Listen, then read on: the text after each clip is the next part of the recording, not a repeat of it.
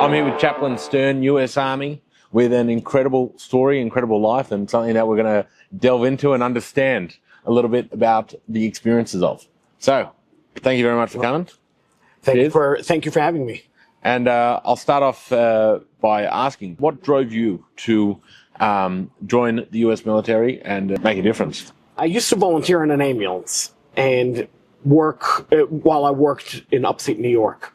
And then with the downturn of the economy, the place where I worked shut down, and I had to go find a job in New York City, which took away my opportunity to volunteer and help the community.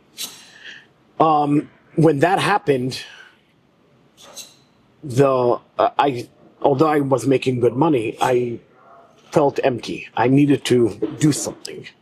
And I started looking for a shluchus opportunity. And eventually, after looking many different places and not finding anything, someone told me that Aleph was looking for rabbis to serve in the military. And my initial reaction was, why? They have Rabbi Goldstein. You know, that was my initial thought process. And like they have the representative guy that goes to events. I didn't know anything else, right? But after discussing with my wife, I went to the open house that was held at the Shluchim office in New York.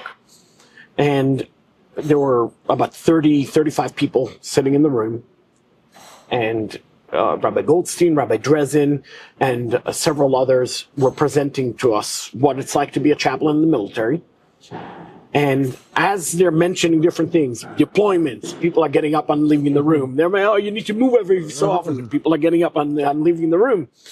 And at that point, towards the end, I texted my wife. I said, I think this is it. So my wife told me, why don't you go daven right to the Rebbe and ask for guidance? Which is what I did. I went to the Ohel in Queens, and I davened. And Ashgacha brought the stories that on the way out of the Ohel in the video, I saw a uniformed chaplain come by the Rebbe. And what struck me from the video was that the Rebbe was talking to him about the duties of a chaplain in the same manner that I just heard the job description of what's expected. And I kept on thinking to myself, here is someone that's well decorated. I could see on his uniform he's well decorated. I didn't know, at the time, I did not know who he was. But the Rebbe is talking to him about the basic principles of a chaplain's job. And the only thing going through my head is the Rebbe is talking to him or through him to me. When I went to my car, I had missed calls from my wife, and I called her back, and she says, while you were at the oil, I opened up the Igros Kodesh, the books of the letters of the Rebbe, and there's an answer. And I rushed home to read the answer for myself, and the answer was, the Rebbe is giving guidance to someone that the best way to help Jewish troops in the U.S. military is by connecting them with a Jewish chaplain. And I'm going like, this is... I'm getting goosebumps. Let's look at that. I see. This is a definite answer. This is what I need to do. So I called up Rabbi Dresden. This is on a Thursday night. I call him up and I say, Rabbi Dresden, I'm ready to meet with you tomorrow. Monday I'll start. And he started laughing. He says, we'll meet tomorrow, but it's going to take us maybe 3-4 months to process the paperwork until you get everything together. Okay, I met with him on Friday, and we decided, indeed, I'll start. And he gave me a list of things that I needed to start putting together, my transcripts, my medical, whatever. Ashgacha protest of all of that is that it took me 3 weeks to get everything together. Really? Everything. I pick up the phone to one of the schools, and I say, I need transcripts. Bang. That afternoon, I had the transcripts. I'm like, like everyone gave me warnings, like it's going to take months, it's going to take... Every place that I called the doctor for the medical, oh, we could see you tomorrow morning. You know, I was told that it's going to be months of wait. Everything that I needed to do was like... off the bat. Boom, boom, boom, boom. I'm like, this is like... That's incredible. I'm not, this is someone else is controlling it. Yeah. I'm just along for the ride. So then in early 2009, late 2008, early 2009, my packet was ready for the board. And in January of 2009, I was accessioned to active duty in the Army. A few hours after my accessioning, that phone call came in, I got a phone call back from a chaplain that tells me, "Rabbi, you're going to shave, right?" And I said, "You recruited me as a rabbi." That ain't happening. Not only is it not happening, in my essay, I even address the whole concept of being true to myself, true to my conscience, and so on. As part of the package, you have to write an essay. Yeah. And all of that. I was like, what are we doing? So they said they'll get back to me. Mm-hmm. But then there was radio silence. I didn't hear anything back for a while. Several months later, Rabbi Dresden calls me and tells me that we have a meeting with the chief of chaplains in the Pentagon. And here I am, I'm not in the military yet. A funny story about that is that we arrive at the Pentagon, we're in the front office, like in the waiting room before we go in. And one of the senior chaplains comes out and he tells us, this is how it works. You're not allowed to look at your watch. You're not the chief. You only answer questions when you speak when you're spoken to, and the chief of chaplains will motion to you when the conversation is over, even if you're mid-sentence. Conversation is over. So okay, protocol. We sit down, and one more thing, he told us we have only 20 minutes on the clock. Meeting. Yeah, but you told me that I can't look at the clock, so I don't know what time it's going to be. You're going to be. Well, we had only 20 minutes on the clock, but 2.5 hours later is when the meeting was over. Wow. Because the chief of chaplains kept the conversation going for a very long time. And the one thing that stuck to me from the whole conversation is, at one point, I was asked, early on in the conversation, I was asked, "Rabbi Stern, what would you do if the army sends you to like Iraq or Afghanistan? As a Jew, don't you feel that you would be standing out, or an expected question, yeah." And I was not. There wasn't a pre-question just so I could prepare myself. So I needed to. You had to on the feet to think, and it came to my mind the story of Joseph and Jacob. What's going on in the book of Genesis and book of Bereshit? We learn that Joseph is the viceroy in Egypt, and he's very successful. His brothers tell him that his father is alive. Right? He reveals himself, and what does he do? He sends carriages to bring his father down. Wouldn't it be? We know that he was a righteous man. He's referred to as Yosef HaTzadik. He was a righteous Joseph. So, more appropriate for him to go see his father. You don't make your parent come to you. You go to your father. As a viceroy, he should have taken leave, go see Jacob. But yet he sent carriages to go get Jacob. And we see that Jacob did not resist it. He went voluntarily. Rashi answers that question in a very eloquent way. Rashi says that Jacob did simple math. That in order for the fulfillment of the promise to Abraham that the Jewish nation will become very wealthy and prosperous and numerous, they would need to go through the Egyptian exile. And Jacob said, "I have an opportunity to go down in a carriage. I'll go down rather than be dragged there in shalshalot, shel barzel, iron chains." So I repeat this to the chief of chaplains, and I said, if it's the divine decision that I would need to end up in Afghanistan or Iraq or any place like that, I prefer wearing our uniform and being, voluntarily, rather than being dragged there in iron chains. the conversation carried on. I don't remember all the details of the conversation, but I remember going out and going with Rabbi Dresden afterwards to a coffee house just to regroup.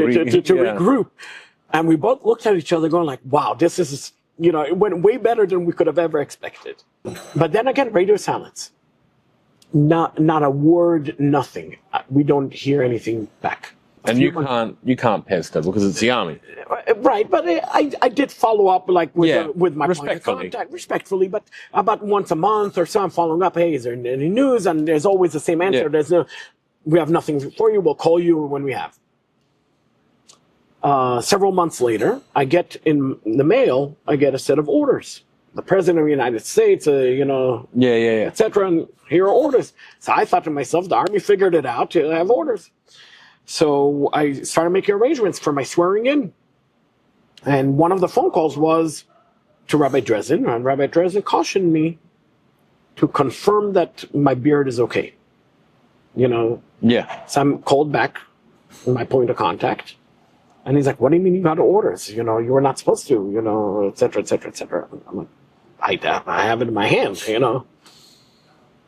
So he calls me back a little later, says, the orders were sent to you by mistake. And I said, how is that possible? Little did I know. But how is that possible? The Army doesn't make mistakes. In my eyes, and like the U.S. Army, the greatest institution on earth, and the greatest country on earth, it's a mistake like that, no. There's no such a thing. And not only that, twice, once in January and then again now, it didn't make sense to me. So I called back to Rabbi Dresden, and Rabbi Dresden instructed me what to ask, and I asked some more questions. And at one point, someone in their wisdom, I believe, again, divine providence, God put those words into that person's mouth, told me, why don't you talk to the lawyers, see what they say, the military lawyers. Yeah. And then if there was anything I knew from business is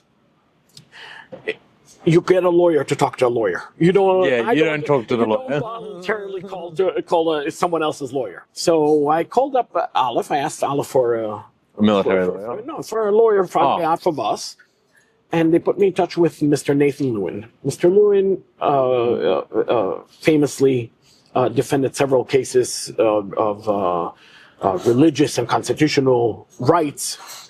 And Mr. Lewin wrote a simple memo just asking the Army for a formal answer. What's going on with my case, etc. I must give credit, though, that my senators, along the way, wrote letters as well, and so on. And every time the answer was kind of very parv, very politically correct, it's under review. There was never like progress. Yeah. To this memo that Mr. Lewin wrote, the Army responded something along the lines, sue us to get an answer. It was like... Right, like, come on, let's go. No, it wasn't come on, let's go. It was more of like, we're not answering you. If you want anything, compel us in court to release information. Right. When a lawyer does a lawyer, like more fun. That's those are using Yosemite Sam's words. Those are fighting words. Yeah. So them are fighting words. So Mr. Lewin sued the Army. The initial lawsuit was just tell us what's going on, and the Army basically said we can't allow him in because of the beard. And they immediately, their answer was, within the beard was the argument that the gas mask weren't sealed. That was the immediate answer. To which Mr. Lewin had already a response ready, pretty much from other cases as well. There are other people with beards, etc. And then the court case took off and got stuck in court for just over 2 years at that point. Wow. I must say one more divine providence story that happened towards the end of the court case. At one point of that court case, I was already attending Aleph conferences and so on, but always as a prospect. I'm not in the military yet. And there was also a different dilemma. The other dilemma is I had orders that were never rescinded. orders to the army Right. that were never taken away, and there were ramifications to it. If you I did not know. Can I leave the country? Will I get arrested if I leave the country? Right. For trying to run away from service. Exactly. Yeah. What's my status? And nobody's giving me clear answers. Yeah. So at that point, towards the end of the court case, I get a phone call one day from a Jewish soldier who was a little upset at the whole beard case even making its way through court. And he was, in his words, he basically told me, I don't know why you're raising the issue about beards when there are issues like Sabbath and holidays that are, Like kosher food. They're bigger fish to fry. Yeah. Why are you talking about the beard? And I was very bothered by it. I did not want to cause anyone any problem. So your entire reason for joining is to serve these guys, not exactly. Yeah. If I'm joining to serve, why would I don't want to cause any harm? So my wife saw that I'm bothered. She recommended that again I should go back to the Rebbe. So I go back to the OL. Mind you, in the period, I went to the OL many times to pray for our birthdays, for other reasons. And every time I go, by the way, nothing special, no special video, no special story, right? I go back to the OL at that point, and I basically write to the Rebbe if the whole purpose was to raise awareness for beards and so on, mission accomplished. But I don't know what else I can do. What else I could do, and I don't want to cause an issue to anyone else. I don't want to cause an issue to the Jewish soldiers, and etc. I want to serve them. I don't want to be in the way. And on the way out, the video is playing, and the video switches as I walk into the room to a gathering. Yeah. In between talks of the Rebbe, Rabbi Goldstein is bringing up the deputy chief of chaplains of the army to the Rebbe. And the Rebbe begins the conversation with the deputy with the words saying, the Code of Jewish Law, Shulchan Aruch, begins with in the first passage, it says, Al yevosh mipnei amal'igim, do not be ashamed, do not be dismayed in front of those who mock you or do not understand you, and they tell you that what you're doing is, not necessary. Silly. And the Rebbe goes on to talk to him about the impact of a chaplain, impacting not only the Jewish troops, but also the non-Jewish troops and so on. And again, my brain is going like, yeah. The Rebbe is literally answering me. Yeah. I go home this time and I ask my wife, did you open up the Igros, the book of the letters? And my wife says, I did, but I didn't understand the answer. I said, show me where you opened. I opened it up. And the answer that the book had was an answer to someone. And the Rebbe writes to him, regarding what you're asking, I already answered you several times. I don't understand why it's still a question. And to be fair, that's like every four letters. So, and when I saw that, I was like, okay, this is as clear as day. I know what I need to do. There's no doubt in my mind. So, I call up Rabbi Dresden and Mr. Lewin, and I basically say, I'm all in. There's no quitting. There's no turning back. There's no. This is what's going on. This is what's going on. And I remember at that point, Rabbi Dresden had an assistant before Rabbi Stern came along, an assistant who was very involved, and he even told me, this is as clear as day. There's no doubt. Several weeks after this story that I'm telling you, I get a phone call at work. Mr. Lewin is on the phone telling me that there's a conference call with the lawyers for the U.S. Attorney's Office, which represent the Army, the government. And basically they're saying, if I'm willing to withdraw my case, I could swear in today. I said, what? That's it? Yeah. And they're like, yep, you withdraw your case, you're in. So come to find out that the judge gave them a suspense several weeks earlier. And my timing, my guesstimate, is that's when I was at the OHL, that timeline. And the judge gave them a suspense, said, enough of dragging it out, and you need to action it. Figure it out. Either you give a yes or no, but you can't keep on dragging it out. You need to make a decision. Make a decision. And the Army made a decision that they're basically going to allow me to enter the Army if I drop my lawsuit.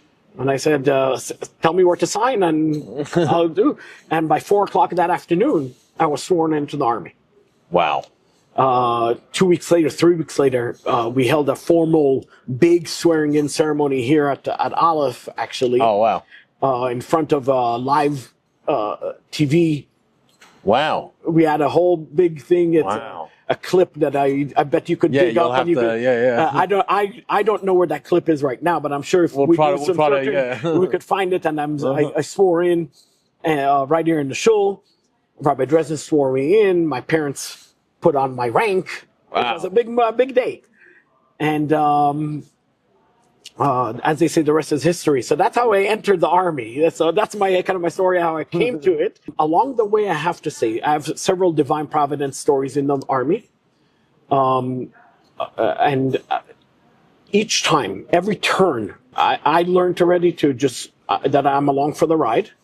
God is going to show me what my impact is and where I need to work. And there are quite a few times that I've had incidents where I ask myself, like, why am I here? Why am I in this duty station? Or why was I deployed to this area? Like, what's the reason? I don't see it there. Maybe there was one duty station. Initially, I didn't have any Jews coming to my services. I'm like, what am I doing here? Yeah. And turn around, and there's a story down the road of hashgacha pratis of someone or someone that impact and so on. So yeah, I could go on. Maybe I'll write a book one day or make a movie. I don't know.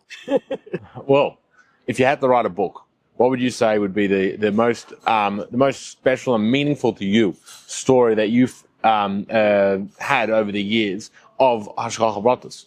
I'll tell you two stories that were like the out of this world. Yeah. So, I mean, I have a ton of stories, but these two like stand out, like really shaped the way I view my role as a chaplain, as a rabbi in the Army, as well as how my interactions with soldiers is. The one story is when I moved to Missouri. The Army gave me orders to Fort Leonard Wood, Missouri, and my very first. I arrived on Columbus Day, out of all days, and we were there for only a few days, and then I had to fly to my brother's wedding, and then the plan was I'll come back. And when we arrived, I went to the local cleaners to just drop off my suit, so I have a suit for my brother's wedding, and I noticed behind the counter, the girl working the counter. When I walked in, I noticed her demeanor changed a little bit. And it said, like, she's wanted to talk with me, but hesitant. So I waited as if I'm fixing something and waited for the room to clear. And then I came up to the counter with my stuff. And she says, "You're a new rabbi, right?" And mind you, I'm in civilian clothes. I'm not in uniform yet. I'm saying it's a day off. I just arrived. I said, "Yes, I'm the new rabbi." She goes, "Oh, we're so excited. My family and I are so excited to so on." I'm like, okay, then Friday night we'll do a service. That's on the spot decision. Let's do it. I didn't talk to my wife yet, but we're doing a service Friday night. We'll figure out where. We'll figure out when. I don't know. I didn't sign in yet. But we'll do a service. And she said, "Oh, we're so excited, etc." Fast forward the next morning, I sign in, and I tell the base chaplain that Friday night I'm planning to do a service. He gives me a room, walking distance to the hotel that I could host a service in. And we go Friday night. About 20 Jews show up. I didn't even advertise. This is word of mouth. Just told one person at the. You probably told a few more people after that. Right. Word of mouth, it spreads like wildfire. About 20 people show up Friday night. And I'm just,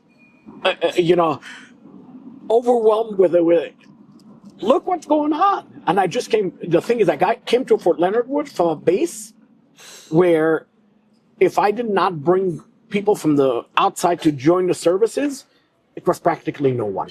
Wow. Very empty. Yeah. So This is awesome. This is fantastic. So Friday night, after the prayers, it's Kiddush, and one of the colonels stands up. He introduces himself, Colonel Pfeffer, a Jew. He's a base commander, and he says, "My daughter saw you at the cleaners, but let me tell you a little bit." And he goes on to say how he's been in the army for, at that point, 25 years, etc. And when his son was almost bar mitzvah, this is appropriate for this week's parsha, by the way. His son's bar mitzvah parsha was Parshas Tetzaveh. Oh, wow. For this week.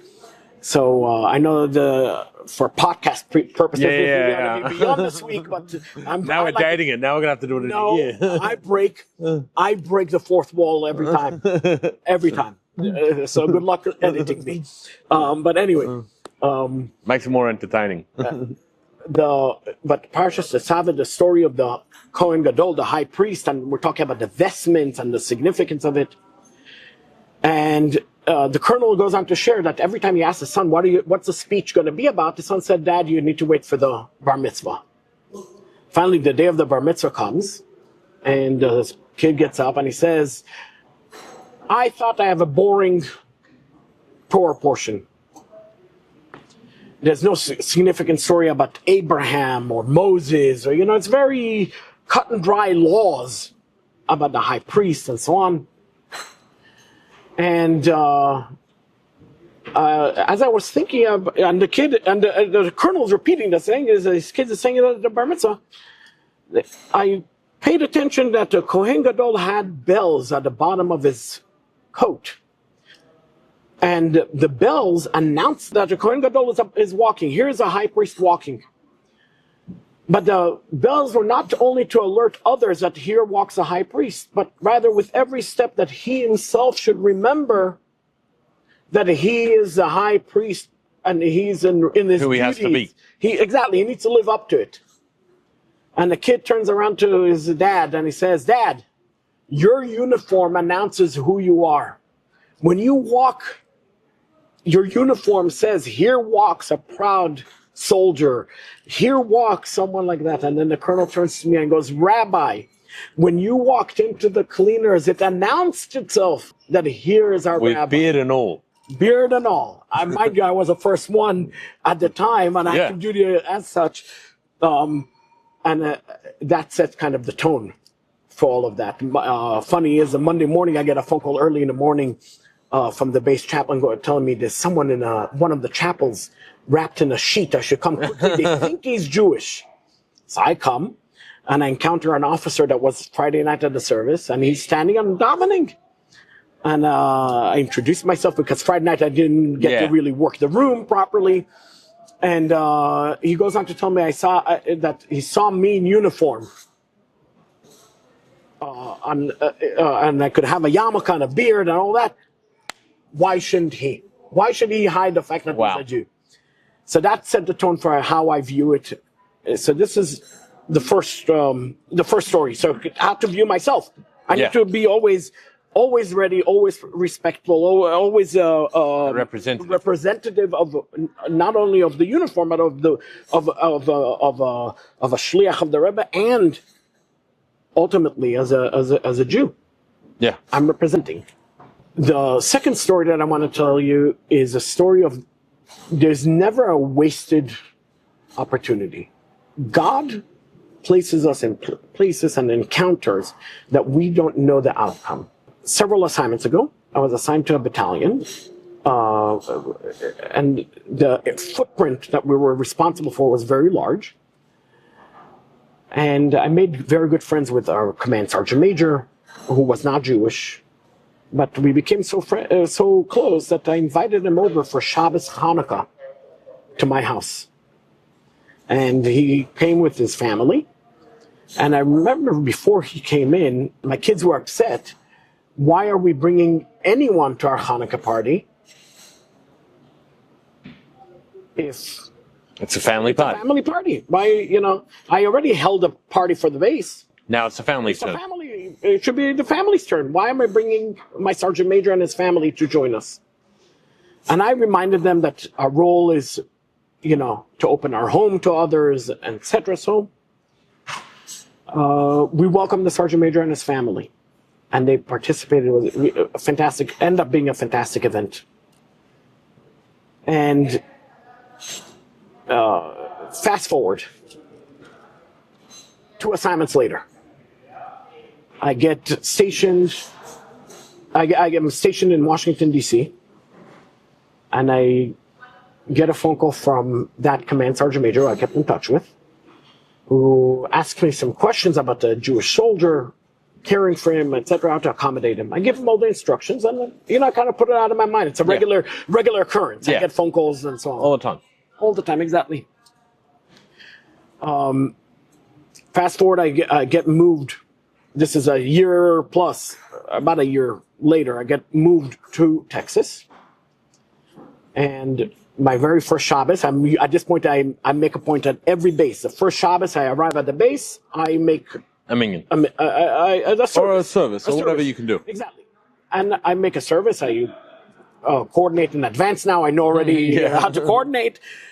And because we were just coming from outside of Texas to this base, we brought with us challah and grape juice, and we had enough of everything we don't need to rush. We were able to plan.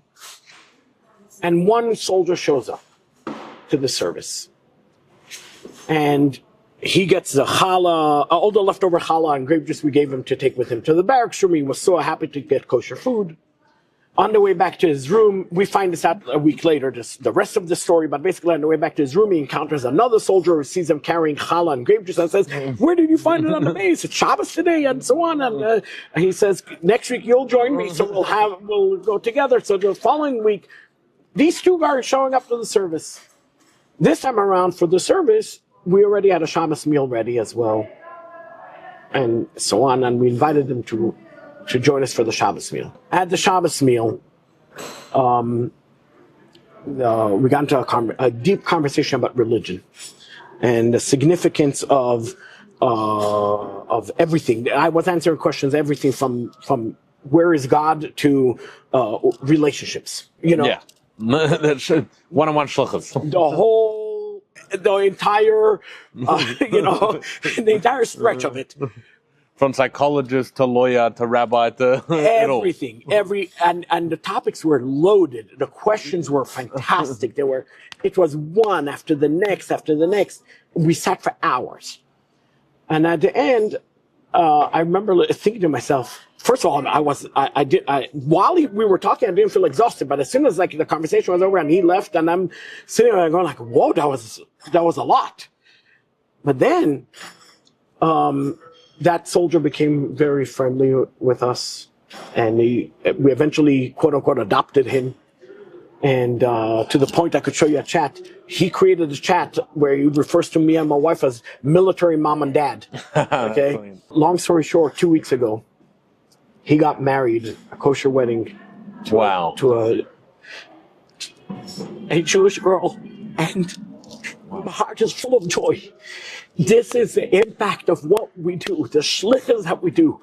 This is bigger than anything I could imagine, and I get to be part of it. Wow. Little me, I did not know this exists, and I get to be part of this. I get to participate. I get to be that little impact. Fast forward, this is this past September. The local Chabad, not far from our house, held a TED Talk event. And this soldier got up on the stage. There's a video. I'll share with you the video. Yeah, you could please. even take a clip. Yeah. And he goes on to share his story, how he came to Judaism. And he goes on to share that when he was stationed in Arizona in a base, he was a lost soul. In his words, I don't remember the exact wording, but he used something along those lines. And he decided to attend a Christian service. And while he's attending the Christian service, he's sitting there, a command sergeant major walks over to him and says, "You're Jewish, aren't you? Shouldn't you be sitting in a Jewish service? What are you doing sitting here in a Christian service?" That command sergeant major was in my house. And he found that Jew. And he asked him the tough question.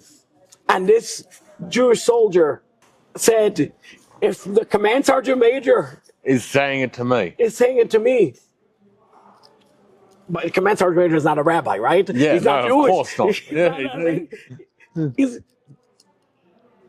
and that soldier started finding his path. through there. I don't know if I'm going to lose the I am telling you, this that is is seldom do you hear hashgacha pratas like that. That's so. just, For me, I started writing every time I have an encounter, every time I and so on. I started writing just bullet points. I have a spreadsheet of full of bullet points. Just a date, encounter. Mm-hmm. I don't write details of counselings. I don't write anything like that. But I write just encounter. We spoke to so and so. so and so. And so on. And then every so often I go back and I go, whoa, one second, connect the dots. These things are connected. And one thing after the next. And I'm saying to myself, how I get to be part, my shlichus, my mission in this world.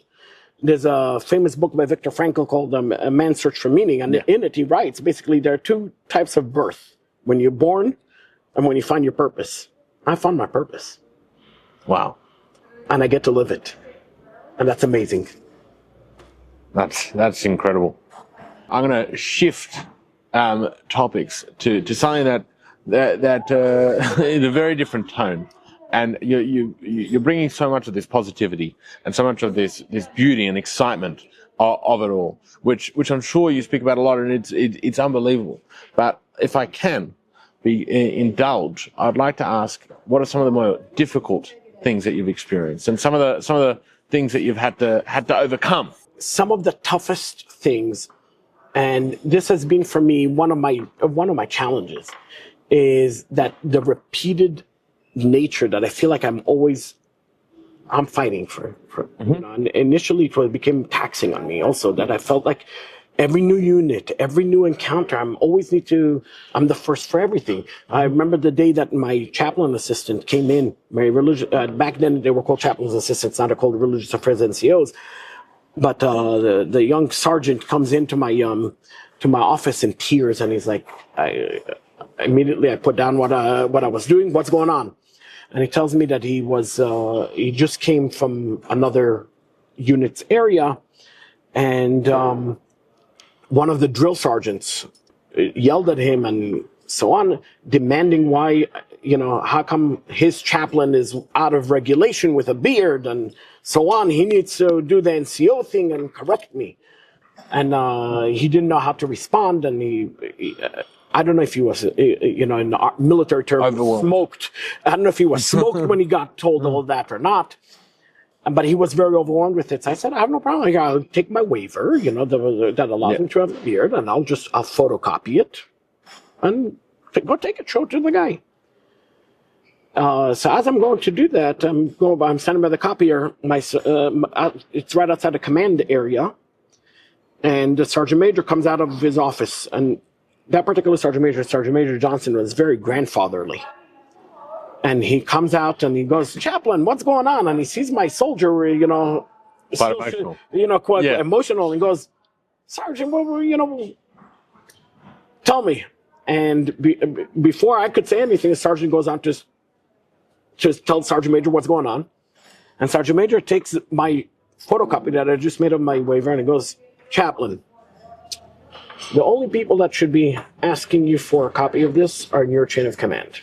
Anyone else could reach out to us, and we will talk to them. Sergeant, go back to that drill sergeant and tell him that if he wants an answer, he could come with his sergeant major to come see me." Wow. Okay?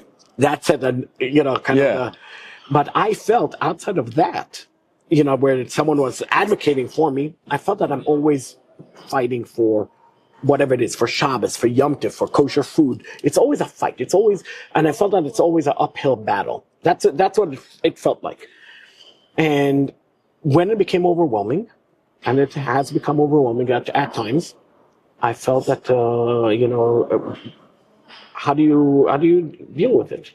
And the answer lies within the shluchus itself. So several years ago, I was attending a family event, and I had a frustrating week, military related. And while I'm sitting at that event, a family member tells me about a book called Gates of Trust, Shar Bitachon, which I read very cursory in a younger age. I barely knew what it was saying. You know what I mean? And this gentleman goes on to tell me all about it, and he encourages me. And he doesn't know anything. He didn't ask me how my week is. He doesn't know what's going on. He just tells me, if you learn it, you'll get a bit of koyach. Yeah. And I decided, you know what? I'm going to get 2 copies of it, and I'm going to learn with my wife. As I make that decision, this is at 9 o'clock at night at an event, right?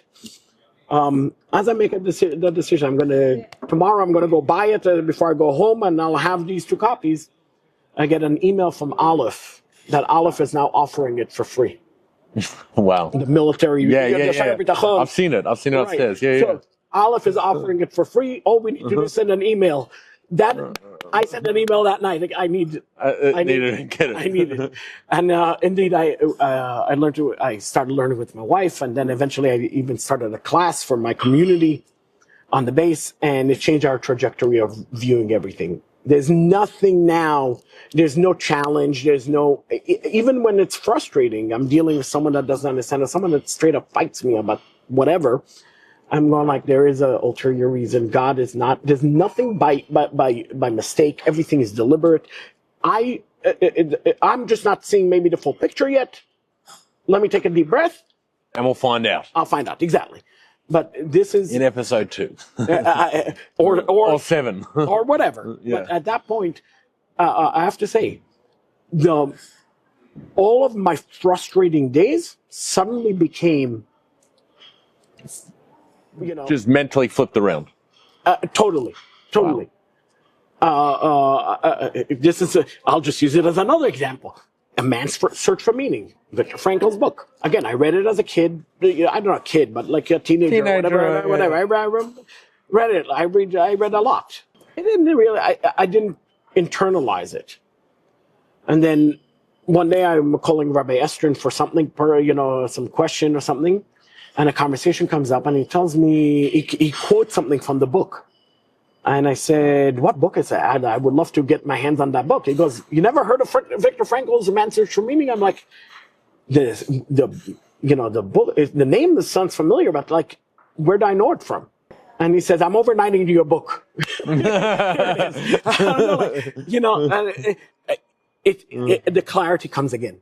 Yeah. So that trajectory changes. So the story with the wedding with that soldier, the story of in Afghanistan, I had an encounter with a Jewish soldier that again, a totally divine providence. In the first time, the second time in Afghanistan, where my life was saved, straight up.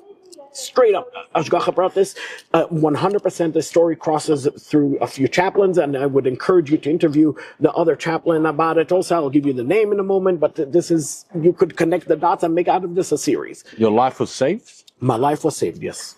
So this is basically, I was in Afghanistan for Passover 2014. And in May of 2014, I redeployed to the States. And on the way back, I was told that I'm going to have a reset time. And I, still being relatively new, not as new, but still relatively new to the Army, I was still figuring out all of the cycles and so on. I wasn't with a unit, so I was out of cycle for the deployment. I had to learn all the different redeployment processes. But I was told you won't deploy for at least a year. They're going to give you time. Well, 4 months later, and very early in the morning, I get a phone call, and the gentleman on the other side of the line is introducing himself as someone from the Pentagon, that tells me that Rabbi Jacob Goldstein, was supposed to deploy. However, at the time, this is what I was told. He had a heart attack and he cannot deploy. And they went down the list. I'm the first person that's green. Bang. My flight is 2 p.m. that day. So I said, okay, I'm going to go pack. But Speak to your wife. I'm going to bring the news to her. But that said, I work for a commander. Yeah. I would feel a whole lot better if the Pentagon tells my commander I'm about to deploy than it's coming from me. So I give them my commander's number. And my wife got up in the meantime. She heard the conversation. So she said, she'll start packing. I should go to morning formation to talk to my commander, face to face. I get to morning formation. This is 6:15 in the morning, Central Time. So this is early in the morning. I show up to the formation, and my first sergeant tells me, "Commander is in his office, wants to see you." I'm like, okay. As I walk in just in time to, and I have like the picture in my mind of the setting, my commander's on the phone with the Pentagon, and I could hear him say, "It's not a problem. I just have one request. I want him to have dinner with his kids before he deploys. Can we push his flight to after dinner time?"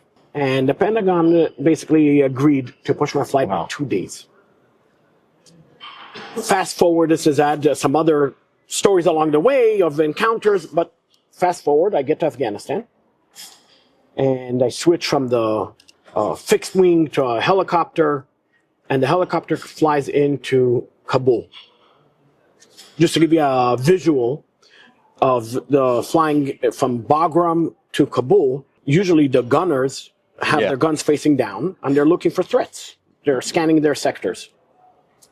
When they get towards Kabul, Kabul is on a mountainside. The guns start their sector now is also above us. Wow. Yeah. So you never. You're now the low ground. You're exactly, and the reality is setting in also. Well, the chopper lands, and a Marine captain comes up to the helicopter to introduce himself, helps me with my bags actually, and tells me, we're going to go to a ground convoy. Don't unpack anything, we're going to move on to another base via ground convoy. And on the way to the ground convoy, he shows me a few blown up vehicles. Tells me, I'll tell you soon what it is. We get to the other compound. He tells me, those blown up vehicles, they had your name on it. I go, come again? Says 2 days ago, the convoy that was supposed to take the Jewish chaplain from this base to this base got blown up. And there were several Afghan nationals that died in that several, I'm talking about 17 or 19 that died. It was a targeted hit to kill. But I did not know if it was targeting me or whatever, but I knew that I was supposed to be Your name was on the list. 2 days ago, and I wasn't there. Wow. So when a few weeks later, I got a visit in the chapel from one of the aides to the commanding general, and they said, we want you to do a memorial ceremony for this Afghan unit that lost people. It was a memorial ceremony for all the Afghans lost that past 2 weeks or 3 weeks or whatever period. And I realized I'm essentially leading a memorial that I should have been memorialized. And reality again set in. My life was saved. I called Rabbi Goldstein from Afghanistan, but he was busy trying to fix himself and so on. Fast forward about a half a year later, I'm back home, and one day I get a phone call from Rabbi Goldstein, and he's like, Mendy, are you sitting? I have something to tell you. And he goes on to tell me that he got a call from a family member's shliach in Arizona, I believe, or somewhere, and basically an officer comes into the Chabad house and tells him the whole story, how he was convoy commander and he knew intelligence and so on. And goes on to say how the miracle of the chaplain, the rabbi not being on the convoy that blew up. And the shliach says, you know what, let me call my uncle, who is Rabbi Goldstein, and see, maybe he knows who the chaplain is. And Rabbi Goldstein did simple math. He said it was Mendy Stern. Fast forward, by the way, Rabbi Goldstein didn't have a heart attack. It was a false alarm. Baruch Hashem. His life was saved, and my life was saved. Wow. Because he didn't end up deploying. He would have been on that. He would have been on that plane. But a complete. 100%. And my life was saved because I flew 2 days late. So all of this said, this is Ashgacha Pratis, step after step after step. Now, I would encourage you. I could send you the pictures. If you send me a note, I'll send you the pictures of the memorial ceremony. I have all of these things. But this is, it's been a heck of a ride. Oh, 100%. So, you asked me, your question was, difficult days? Or we're already moved on to the next question? I don't remember anymore.